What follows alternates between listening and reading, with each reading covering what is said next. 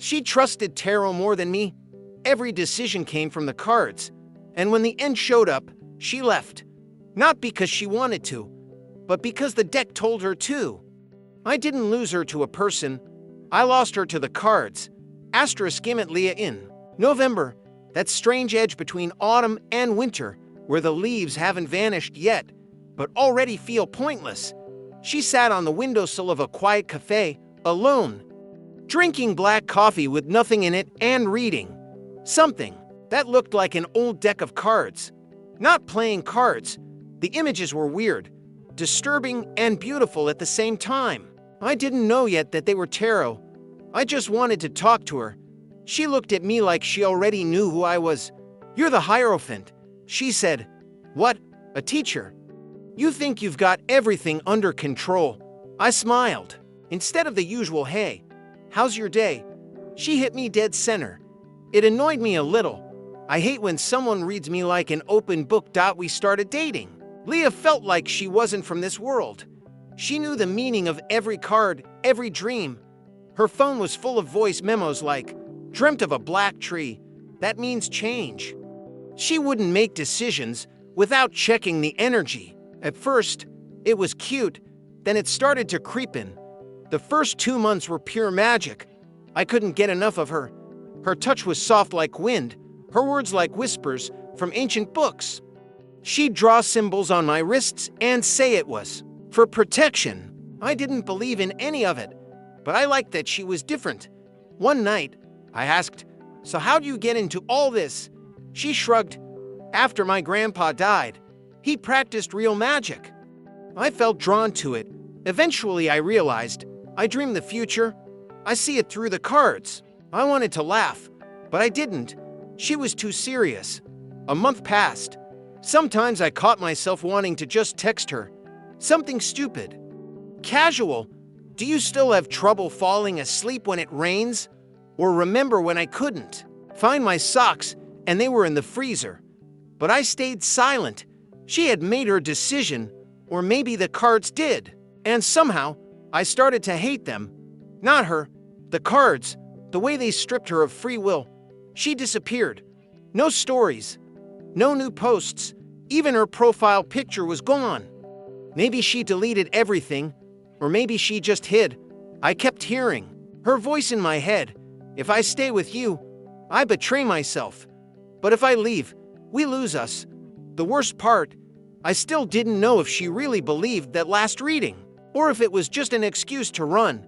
One day, I got a call from her friend, Anya.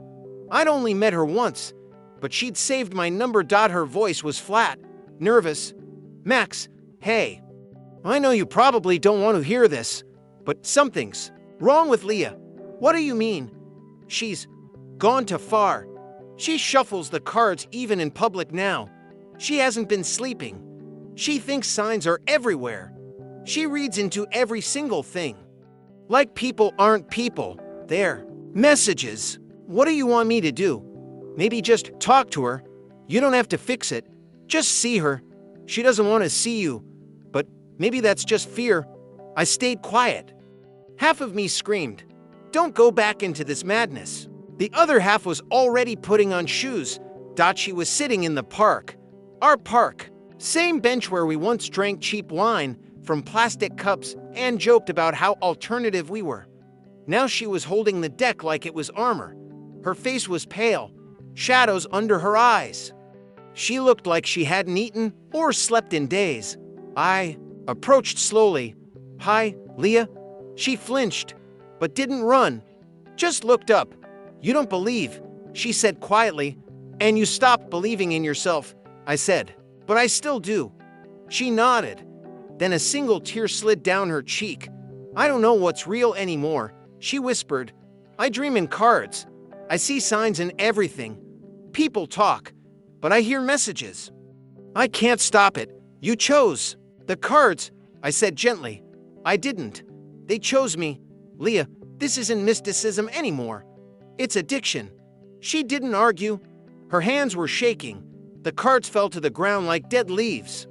I picked them up, but didn't hand them back. I looked her in the eye and said, "I didn't come here to fix you. or to win you back.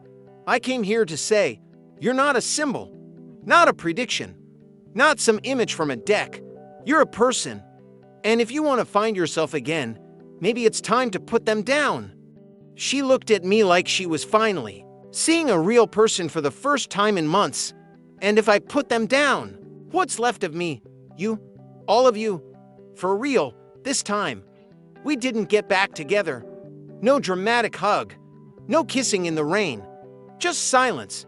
But a few days later, she texted me, I put the deck in a box today. First time in a year. I've slept without it. It's terrifying. But thank you, not for saving me, for talking to me like a person, not a prophecy. I smiled and replied, you've always been strong. You just let the cards make decisions for you. But your life, it's not their story. It's yours. A month passed. She wrote again. She had started therapy. Got a new job. Something far from crystals and candles. She was reading books again. Walking just to feel the wind. Sometimes she still dreamed of cards. But she no longer listened to them. She listened to herself. I kept her messages. Not because I hoped she'd come back, but because they were proof that even people lost in their own mystic labyrinth could find a way out. If someone believes in the person, not the prophecy. One evening, we were sitting on the floor in her room. She pulled out the deck. Want me to do a reading for you? Sure, I shrugged. I don't believe in it anyway. She drew 3 cards. The lovers, death, the moon were already together. I said, lovers makes sense. But death? It doesn't mean someone dies. It means change. Big, sudden transformation. Like your relationship, she said. I laughed, but her face stayed serious. And the moon, lies, illusions. You're hiding something from me? I froze a little. Something twisted inside me. What? Did you see her? She meant my ex. We had run into each other at the mall, totally by chance. I didn't even mention it to Leah. Nothing happened. But somehow, she knew. Are you spying on me, or what? I hear things, she said. The cards tell me.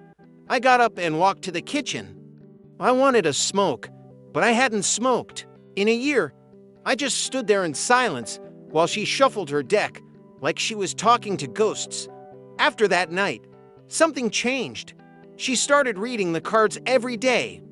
And each time she'd say something was off, that the energy between us felt dirty, that I was bringing shadows into her space. I tried to tell her she was spiraling, that relationships aren't magic, they're choice, a daily choice. But she kept saying, the cards never lie. If the tower shows up, something's going to break. And I don't want it to be me. I got frustrated. It felt like she trusted the images more than she trusted me. You believe the cards more than me, I told her one night. And you don't believe in anything, she snapped. Not in energy, not in signs, not in light. You just exist, like a robot. That's scary. And it scares me that you're letting printed cardboard run your life. We were quiet after that. It was the first real crack. Next week, she looked at me and asked, if I tell you the cards say I should leave, will you stop me? No, I said. If you let the cards end us, then go. But that won't be your choice. That's cardboard making it for you. She cried. I saw the magic in her eyes turn into fear. It seemed like she didn't even know what she wanted anymore. But her voice, her tarot, had already decided. She said, tomorrow, one last reading. If it shows a break, I'm gone. Fine. That night I lay staring at the ceiling. Everything inside me was boiling. I loved her, but I couldn't compete with a deck of cards. I couldn't speak their language. Couldn't be the voice she trusted, because they were louder. The next day, she showed up with red eyes. She dropped 3 cards on the floor. I had no idea what they meant, but she said immediately, the tower, 3 of swords, 6 of swords. What does that mean? It's over. Destruction, heartbreak, moving on. She stood up, kissed me on the forehead, and walked out. And that was it. The same magic, that had brought us together became poison. The cards that once grounded her had risen like a wall between us. My name was Max, hers was Leah. But in the end, our names didn't matter. The decision had been made by something else, not a person. A deck. I didn't lose her to someone else. I lost her to a belief system that didn't recognize love unless it came with a sign.